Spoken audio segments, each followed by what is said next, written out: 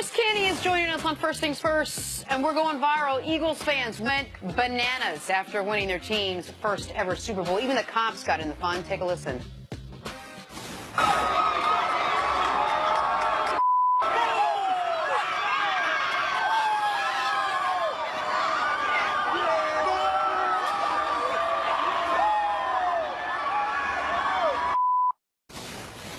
Good stuff, good stuff. That Wawa that was getting looted could have maybe used Officer LaPinta, but I'm glad he had a good time last night. Man, I need the officer to find the lady that's riding on the hood of the car, on the top of the car with no shirt on. Man, listen, they're just trying to keep everybody under control, man. Right now, with everything that's going on. Good luck, The Philadelphia Eagles fans been waiting a long time for that one. Man, now Philly's got all four. Basketball, football, hockey, and baseball. Yeah, that's why God said he had to make it cold up there. It was 14 below wind chill coming out the game. He had to make it cold because they would have tried to burn down Minneapolis. Man, can't burn down that ice. All right, Chris Canty, the underdog masks are officially retired. That'll happen after you pull off an upset, and then there are no more games left to play. Super Bowl 52 turned out to be one for the ages. 74 points, 1,100 yards, only one punt. And when all was said and done, the Eagles bested those Patriots behind an incredibly coached game by Doug Peterson. Nick Foles led the way, throwing for 373 yards, 3 touchdowns, even caught his own touchdown pass. Here he is after the game. We have such a great group of guys, such a great coaching staff. We felt confident coming in, and, you know, we just went out there and played football. You know, we played this game since we were a little kid. We've dreamed about this moment. There's plenty of kids watching this game right now dreaming about this moment. Someday we'll be here. And to be here with my daughter, my wife, my family, my teammates, this city, we're very blessed. Get to this point, a lot of people, counted us out, but that locker room believed in each other, believed in me, and I got a great staff and great players, and we found a way to get it done. Proud of the way our players, coaches, everybody competed for 60 minutes. Just wasn't quite enough. We weren't able to perform at our best. You can't win the game if you're not in the game, and you play to win, and sometimes you lose. And I'm disappointed. Wish we could have done a better job, but we fought to the end. And I give the Eagles a lot of credit. They played a great game. They got a great team, and those guys played really well. All right, Chris, we'll start with this. I would imagine you were maybe a little bit surprised with the way that the Eagles did this. How did they pull off this upset? Well, I think you can't give Doug Peterson enough credit for the game that he called and the situations that he put Nick Foles in. And Nick Foles talked about it after the game. He said that our coaching staff does a great job in game preparation and not overhauling the offense, but tweaking the offense, putting in things that he's comfortable executing. And it showed early in that game. Yes. To open up the game with 3 straight passes to get Nick Foles into a rhythm, I think Doug Peterson had the right idea, and I think that showed and proved dividends later on in that ball game. You saw that he was comfortable. They were able to execute in the critical phases of the game. Nick, you mentioned it earlier, in leverage situations, trying to convert 4 first downs, 12 or 18. So that's exactly what you're looking for, and you can't express enough how important the confidence aspect of this thing is. And so when you have a quarterback playing at that high of a level, it just breeds that kind of confidence on your team. Walk us through the late game adjustments. Brandon Graham, defensive end, people know him predominantly. They slide him inside.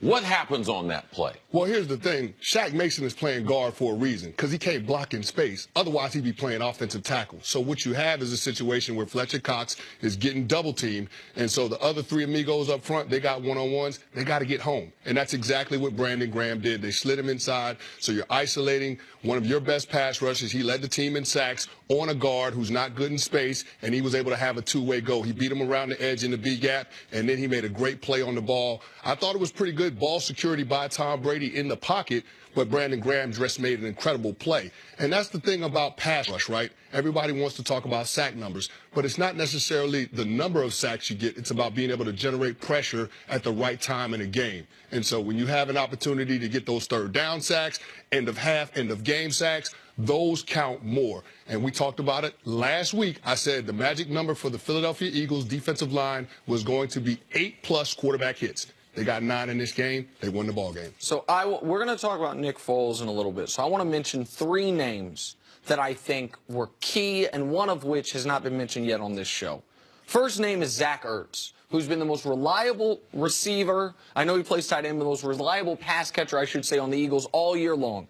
On the biggest drive of their season, the first drive they had the ball where they were trailing in the Super Bowl, down 33-32. What'd they do on third down? They went to Zach Ertz. What'd they do on fourth down? They went to Zach Ertz. What'd they do for the touchdown? They went to Zach Ertz. On their three biggest plays, on their biggest drive, a 14-play, 75-yard, 7-minute drive, Zach Ertz took them home. So there's one name. The other name is a name we've talked about a lot, Doug Peterson. Man, you're talking about a second-year coach, a guy who came into this year with real questions about, man, why the Eagles wanted. Remember, going into this year, we thought Ben McAdoo was the coach du jour. The Eagles tried to get Ben McAdoo. They couldn't. Doug Peterson, did they hire the wrong guy? Was he just riding off Carson Wentz? No.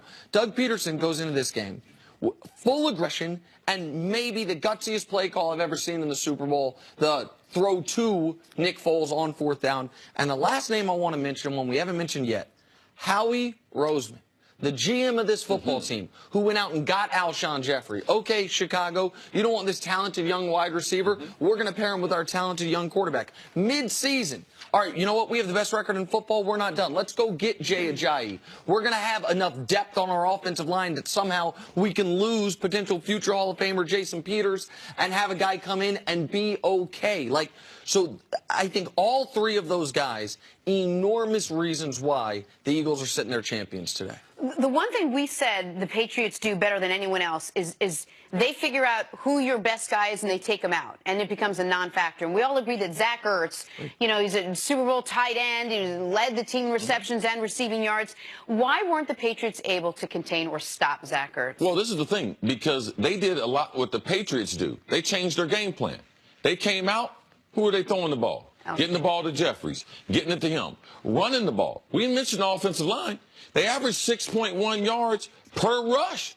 And it wasn't like they only had 15 rushes. 27 for 164. I mean, that offensive line, it's not sexy. They don't make the headlines. But, man, they did a job on New England. I mean, they wore him out, gave Nick Foles enough time in pass coverage. There were three phases to that passing game.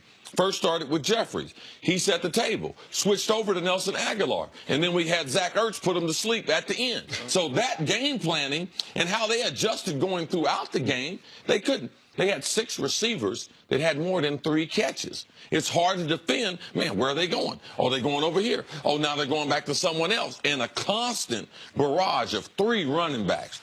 Boom, boom, boom. And as receivers out of the backfield.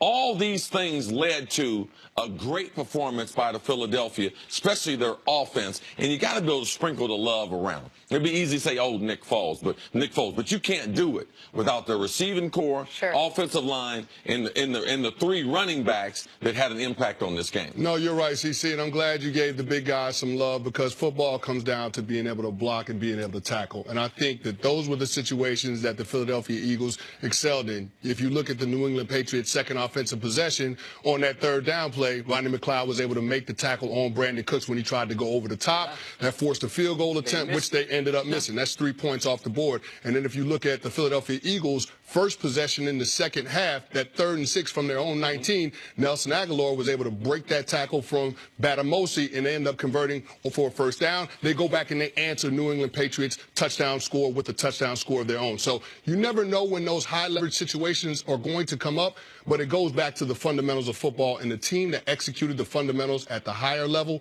won the game last night. And one other underrated play of this game, after the strip sack, the Pats still had the 2-minute warning and a timeout.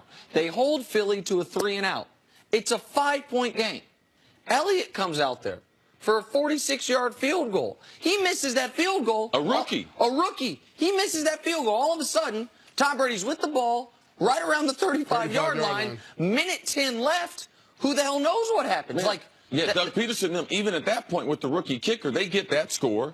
They're able to get the margin that we end up being the final score, but then they follow that up. We're not going to play afraid. They kick the ball short. Their kicker's been kicking the ball through the end zone. They kick it short to run time off the clock. New England panics, tries to run a reverse, has the offense backed up. So, man, Philadelphia, from the beginning till the end, it was very, very calculated, but they dominated most of this football game. Were you surprised also with how many points the Eagles were able to give up and still come out on top? I was, because I didn't anticipate this being a high-scoring affair. You look at the final score, 41-33. If I would have saw that, I would have said the New England Patriots won the Super Bowl. But it happens to be that the Philadelphia Eagles were on the winning side of it, and I think that's because Doug Peterson recognized that he had to be aggressive in this game. When you watch their first offensive possession, they went down and they kicked the field goal. I was saying to myself at home, I said, man, they got to convert and score touchdowns, not field goals in the red zone. And so you saw them late in that first half be able to convert on that 4th and 1, and Doug Peterson had the play call that he wanted to go to. That trick play ended up being a touchdown pass to Nick Foles. You got to credit him for being able to do that and having the awareness to understand you've got to score touchdowns in the red zone going up against New England. And CC, one unintended consequence of this game that you're going to like a lot.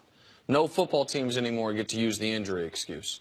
Oh, you lost your quarterback? We lost our MVP, won the Super Bowl. Oh, you lost your running back? We lost Darren Sproles for the year. Corey Clement filled in, won the Super Bowl. Oh, you lost your left tackle? We lost the future Hall of Famer, won the Super Bowl. Lost our middle linebacker? Oh, we won the... So, I mean, the Eagles, they didn't have good injury luck. They actually had awful injury luck all year, up to and including their most important player won the damn Super Bowl. Just real quick about aggressive play calling. Sometimes... You know, fans watch that and pundits watch it and like analysts watch it and they're like, oh, aggressive play calling. What does it do for the players on the field? Because they know it's happening. I mean, how much confidence does that instill in their coach knowing that he's calling a full, non-scaled back game plan for your backup quarterback? All guys like aggressive game plans until it starts going bad. And they'll be like, hey, man, you're a little too aggressive. A little too aggressive. Just like we tell you, Jimmy. Just dial it back. Dial it back. Explain the terms I understand. Walk it back when it's going well, and the people are laughing and everything. Racks on racks on racks. There you go. But I'm yoked. if not, nope, we got to dial it back. Now it's about success. Let's yam it up, guys. Chris, stick around. Let's go yam. Coming up, how is Nick Foles able to go from backup to Super Bowl MVP?